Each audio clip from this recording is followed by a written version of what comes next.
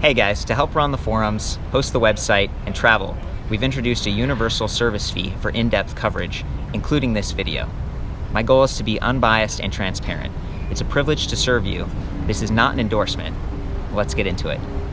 Hey guys, it's a little bit breezy out here. We're hanging out in Vancouver, Canada. Just a beautiful shot of the Fraser River and bridges and some foresty land. And we found this park here with some snow because we're looking at the Yukon from VoltBike. This is one of their most popular electric bike models. Fat tire, right? And now they have a slightly smaller version over here. This is the 17-inch. The standard is about 20 inches, and you lower the standover height by a couple inches. It makes it a little bit more approachable. They both have adjustable angle stems, these stitched grips, kind of an ergonomic setup, and a very nice suspension fork here. This is spring, okay, so it's not quite an air fork, but they do have a tapered head tube, so you could replace this with an air fork someday if you wanted to. That's going to work for this. And they're trying to hit this value price point, $16.99 for the US version or $18.99 if you're in Canada. And that's not too bad. That's kind of like stripped down, just like you see here.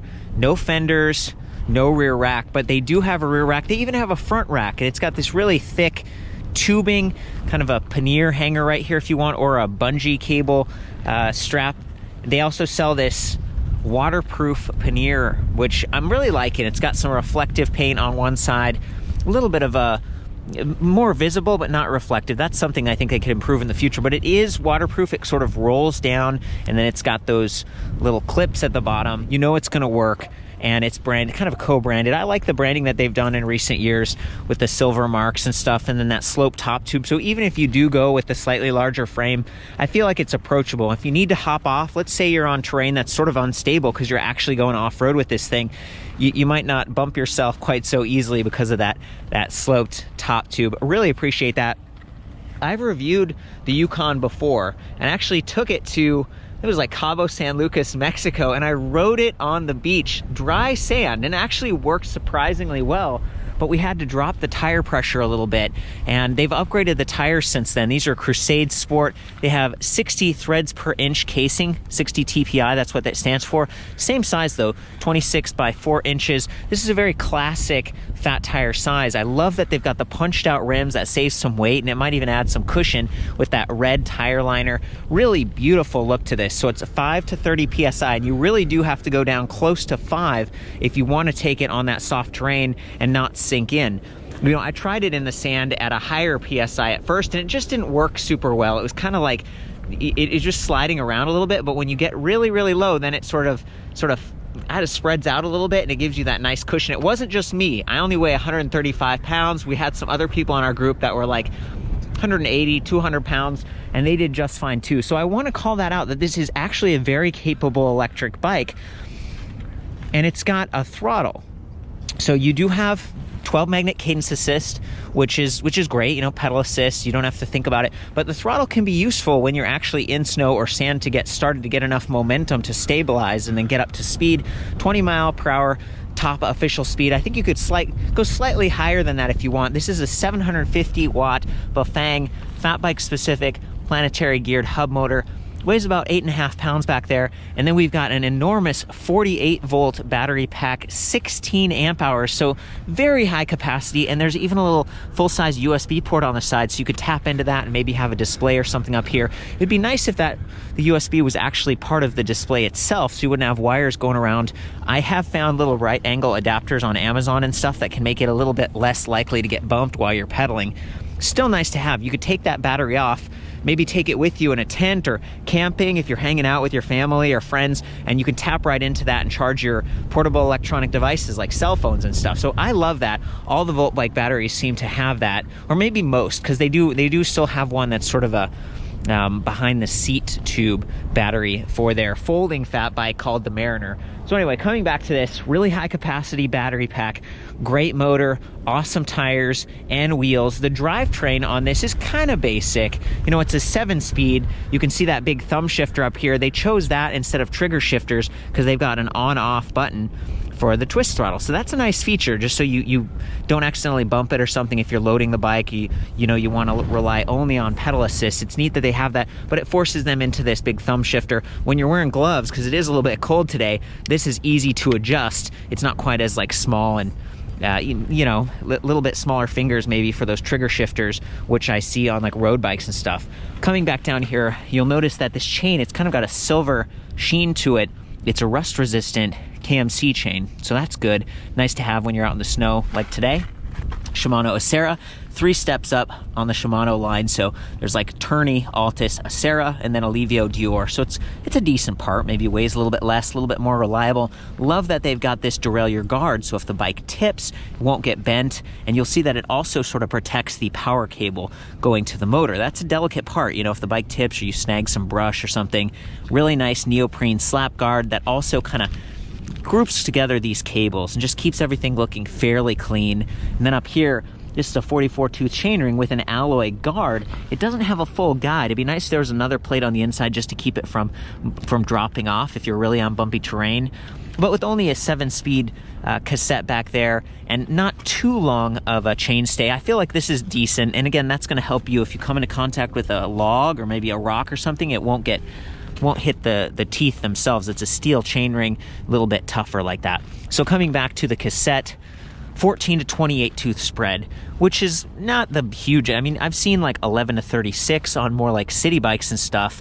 It'd be nice to have a bigger chainring, or I should say sprocket in the back. That's the chainring. So it'd be nice to have a bigger sprocket like 36 or maybe even 42 if you were really mountain biking. But for a 20-mile-per-hour fat bike, they're trying to be a more affordable, and that's one of the areas where it's just kind of basic. So that's fine. We've got the drivetrain. Hopefully it won't rust. Nice pro wheel crank arms, 170 millimeters. Welgo extra large platform pedals with pins. They match the bike in this almost kind of a matte black here and the matte white. I like white because it stands out if you're in low lighting conditions as the sun goes down and stuff, but it definitely gets dirty a little bit easier, especially matte. So keep that in mind. Of course, it can be clean. This looks really nice right now, but we've got some mud coming up off that tire. We've been riding around a little bit. And on this bike, the battery doesn't blend in quite as much. And you can also see the controller back here. So they've separated it, which should help deal with heat, might make replacing the battery a little bit more affordable. And they've positioned it back here. It's exposed to a little bit of mud and water, but it's encased pretty well. It looks pretty tough back here. I love that they've got bottle cage bosses, but on this frame, I don't know what you could fit there. Probably not an actual bottle, maybe a folding lock or something. And then they've got some other mounting points for that rack and that fender setup. On this one, on the 20-inch frame, you can see that they've actually got a bottle cage, and it works pretty well. Sometimes I've seen those side mount cages if you're having trouble actually sitting it down kind of from the side. Just things I'm thinking about. The frame on this, it's a hydroformed aluminum alloy, and it's got that nice curvature to it. We've got internally routed cables.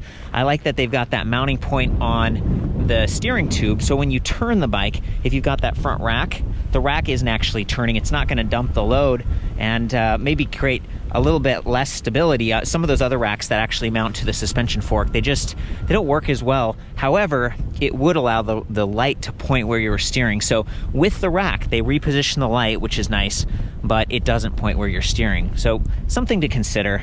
And then back to the suspension fork down here with the fenders. This is something they upgraded. They've got the support struts for the fenders mounted directly to the lowers on the suspension fork. Aluminum alloy on these fenders, so hopefully they won't rust if they do get scratched. I noticed that on the Mariner, the folding fat bike, they were steel. So this seems to be a little more durable. We've got adjustable kickstand in the rear, so it stays out of the way of that crank arm if you're pedaling the bike backwards or walking it backwards out of your garage. 30.4 millimeter seat post, it's standard from ProMax Velo Saddle. One area to improve the comfort of this bike, if you really wanted to, is to do a suspension seat post.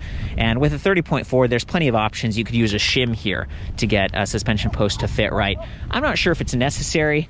Coming back to like the fat tires, plus the big knobs, they add a lot of cushion and comfort just as is. And then I'm guessing it's kind of like an 80 millimeter travel on that suspension fork, and it's got fairly large stanchions. It's got the compression clicker right there, and you can go like almost full lockout and then preload adjust. So if you're someone who weighs a little bit more, that suspension fork is a big upgrade, and it gives you a lot of just different options. You know, if you're cruising around on the pavement, you really don't need, you might get some bobbing action, so you can tighten that preload and then maybe the bobbing slows down, or just lock it all the way out and get pure efficiency and then raise that tire pressure. And as soon as you go off-road, you drop it down and you've got that, like that wider tread pattern that's going to just absorb all the bumps and keep you from sinking in. There's a lot to say about this bike, and one thing that's always stood out to me is this fun like little compass bell thing, right? And so you can sort of tell which direction north is and navigate. And I'm with the founder of the company here, George. You've been doing this for the past like 5 or so years, right? Yeah, that's been 5 years so far. So that's so basically VoltBike Yukon is like a 4 years old model. So this one is our latest one. Yeah. We basically constantly update that bike every production cycle. So since 2015, right? Because we're in 2019 right now. Yep. Yeah. You know, and the fact that you've got the smaller frame size, is that because maybe you had more women that were interested and you're... We had like many couples who want to buy the bike, so yeah. basically ladies and also gentlemen. So the VoltBike Yukon 750, I've seen pattern mostly ladies purchase this one, especially in a white color. But it does come in black still. It comes in black steel and also works very well also for male riders like a 5, 7 and above. It's a good option. And you know, I should say that with the VoltBike company, they've been around for a while, like we were saying, but they have a year-long comprehensive warranty. A lot of their sales seem to be online. They're based in Canada. We're near their headquarters in Vancouver here. So if you live nearby, you can save on the shipping. I think it's like $50 if you don't, but otherwise you can come on by, you can test ride this bike, take it out for a spin and save the money on the shipping. And I have seen people do that. I saw a guy, he was like, yeah, I live on a 60-foot boat out on the islands, you know, and I'm gonna buy a bunch of these and do some tours with my friends. I mean, it was totally cool. He's like a rugged guy, and this is totally the bike for that kind of thing. Again, just high power, pretty standard on some of the drivetrain components, but a lot of good options now with the racks and the fenders to keep you dry. I think that's a pretty good overview. I do want to point out that with such a high capacity battery, I love that they've moved to this 5-volt charger. It weighs like 2.3 pounds. It weighs a little bit more than the other one, the plastic charger for most of their other models, but it's alloy encased, a little bit tougher. You could definitely put it into one of those bags or like a saddle bag or trunk bag or something, take it with you. They also come with this little tool kit and the keys. I'm gonna try to do this. It can be a little bit tough with cold hands, but we come over here, insert the key like that, twist it, it is spring loaded, and then you just pull on that. Now, there we go, not too bad. So this battery, about 9 pounds, it's a really high capacity battery, and it's got a little LED charge level indicator, which could be very useful because you don't want to keep these batteries in like extremely hot areas or extremely cold areas. You want to keep them at kind of like, you know, medium temperature. Treat it like a baby, I guess is what I've heard. You don't want to drop it. You want to keep it from getting too cold, and that'll help extend the life of the battery pack. And with such a big bike, I mean, look at this thing, right? Like, I measured the width, the length, everything about it, but just such big tires and stuff. Without all the racks and everything, it weighs about 67 pounds. And then with the racks, I weighed one that actually didn't have the front rack installed, and it was about 70 pounds. So we're definitely talking about a lot of weight. It's nice that you can take that battery pack off and store it somewhere a little bit more conveniently, because you might have to leave the bike itself in the garage. So there we go. We got the bottom set up, kind of put it in, it clicks in, take the key out. Definitely love how that works. And then I'm going to go through the display panel now. So this is one of those intelligent displays. I've seen it on a lot of other electric bikes. It does not move, or it's not fully removable, but it does swivel a little bit to reduce glare. Press the power button for a second, comes to life. It's grayscale, and it is backlit. So if you hold the plus button, that activates backlighting, and that's also what gets the Kendo Plus headlight right there from Spaninga. And then I believe we've got a blaze light back here. Yeah, RL 1900, and it's just mostly a big reflector, but it stays clear of your bags and everything. It does a pretty good job. Okay, so we got speed at the top, current speed. We got battery indicator, 5 ticks, so each one's 20% increment. There's the light icon because I turned them on a second ago. Pedal assist, and I like that on this bike in particular.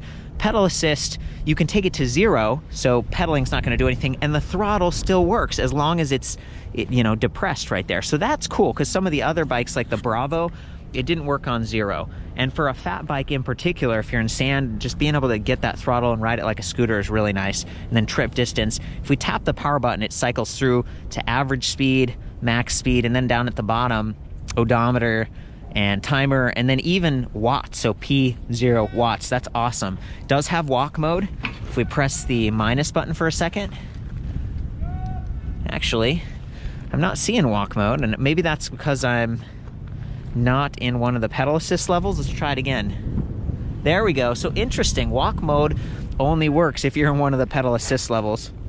And they do go all the way up to 9, which is kind of more steps than you need sometimes if you're just trying to get up there. But you got the throttle, it does override assist, and I guess there's like finer steps in between, so you can really find that sweet spot on pedal assist to match your gearing back here. So that works.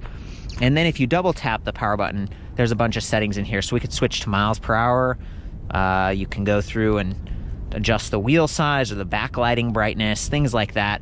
Pretty standard. The one thing that I haven't talked about that I was kind of saving for the end, that's one of the big bonuses for me, is the hydraulic disc brakes from Tektro. Not only do you get 180 millimeter rotors, but you get motor inhibitors in both of them. So having like a cadence sensor is something that's not, it's not a torque sensor, it's not a multi-sensor, it's just really listening for any movement. There are times where it takes a moment to sort of like stop. You can override that motor at any moment by pulling either one of those brake levers. That's pretty important to me. It's a nice safety feature, and I think that just about does it. I think it's probably time to get on this thing and romp around a little bit. Do you want to take the big one, George? Oh, yeah. Sweet. So he's a tall guy. He's going to take the 20-inch frame. I'm going to take the 17 over here and boot this up, and we'll go out on the snow. The tires are a little bit full for this, but yeah, go ahead, man.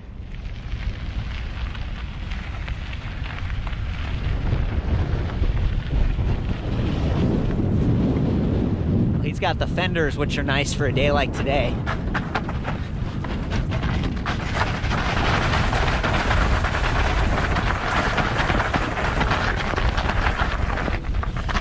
Nice. Definitely enjoying that suspension fork too. Sweet. We got the light on the back. You know, just one LED, but it's still going to keep you a little bit more visible. He's stumbling a little bit. Good job, man. I'm going to try to do the throttle now, and that was one of the big points for me. It's like if I tried to just hop on the bike and pedal off right now, it would be a little bit tricky because I don't have any momentum. The bike's kind of heavy, but if I juice that throttle, there we go. It's taking me along. I'm not even having to pedal. So very cool, very cool. That's what I'm talking about.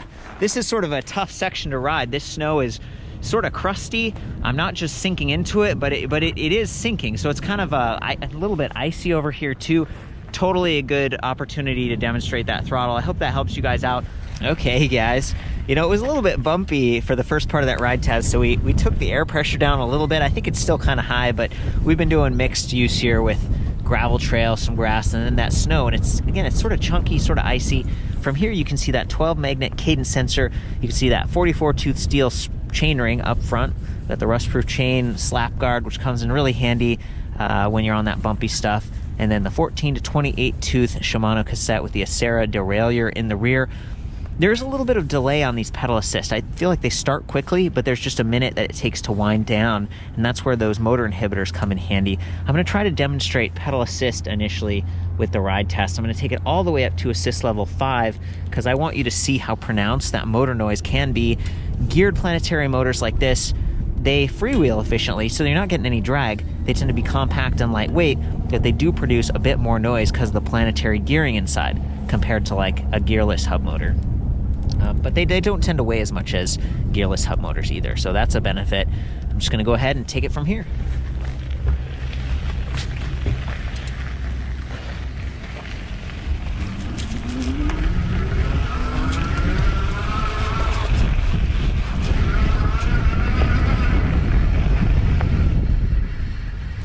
You can see a little bit of delay there. Now I'm going to use the throttle.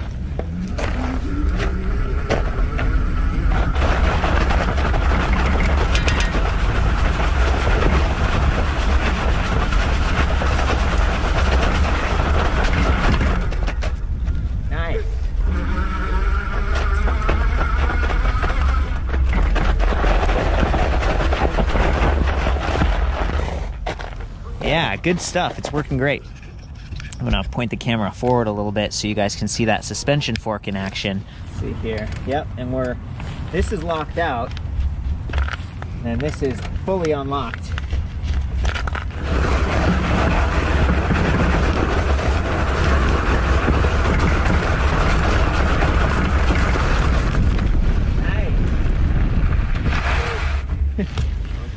Very nice.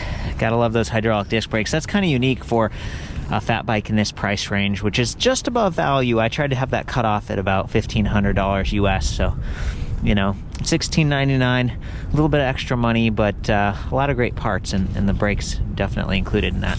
Okay, you guys, I'm gonna hand George the camera. I don't get to do this very often. I thought this was kind of fun, so I'm just gonna do like a burnout in the snow. You got that, George? Yeah, I got it. Just point it this way.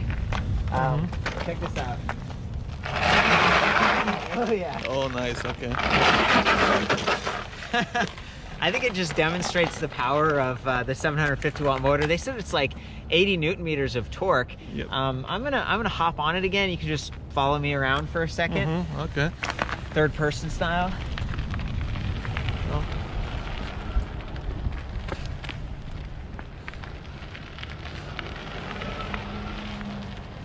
Okay.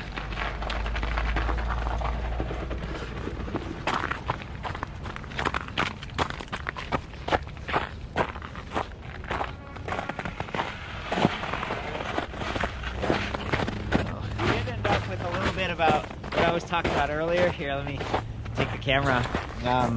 This one has like very full tires, so it's pretty jarring going over this like icy snow, and we did lose the chain, and that's why, you know, I'm talking about getting like a chain guide. Look at that, just sticks right in the snow. It's pretty cool. The other thing that's worth pointing out is they do have this adjustable angle stem to kind of change the body position from aggressive to more upright if you want. But make sure you keep an eye on that. Tighten it down every once in a while, because it can start to get loose if you don't keep an eye on it, and then it can get stripped and you're gonna have to replace that. This is like a riser stem too, so they've created a geometry here that's a little bit more upright, which I sort of like. I like to be able to spot traffic and enjoy the scenery and everything like that. Some of the older bikes, they had like a big long stem where you had to lean forward really far. It just wasn't very comfortable for me. So there you go, that's it. That is the VoltBike Yukon 750. For the full write-up on this, I'll see you guys back at ElectricBikeReview.com. Please chime in. Maybe you've owned VoltBike and it's been a great experience for you. I do hear their customer support is great. They've actually got like a factory nearby, so I might show you that, share some of the footage and just go behind the scenes, because they've really grown a lot in the past 5 years. And I just thought it'd be cool to mix this in, because VoltBike has a new warehouse headquarters, and I'm with the founder. This is George back here. Hey buddy. Hey Tom, hey, hi. I do remember last time you came like 2 years ago, right? It has been so much time since then. We purchased that like a brand new warehouse over here. You purchased this, so this is like your own warehouse. Yeah, that's our own warehouse. So we now building some things inside, you know, some putting some furniture or so. But that's our own warehouse. Yeah, it is very exciting. Let's go inside. Yeah, let's check this thing out. So I've already actually been in here looking around a little bit, and I met Bianca earlier, and I think you're one of the people would talk to if they called in and had questions or whatever. That's right.